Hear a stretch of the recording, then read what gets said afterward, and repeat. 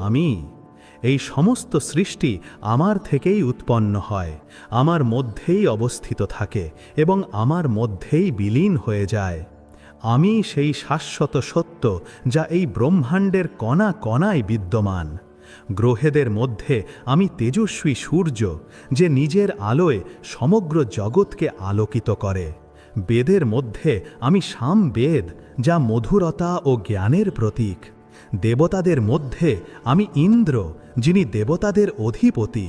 ইন্দ্রিয়গুলির মধ্যে আমি মন, যা সংকল্প ও বিকল্পের আধার। আমি ব্রহ্মা, যিনি সৃষ্টি করেন। আমি বিষ্ণু, যিনি পালন করেন। আর আমি মহেশ, যিনি সংহার করেন। আমারই শক্তিতে এই তিনটি কাজ সম্পন্ন হয়। জলাশয়ের মধ্যে আমি অতল সমুদ্র, যা গভীরতা ও বিশালতার প্রতীক। পর্বতের মধ্যে আমি বিশাল হিমালয়,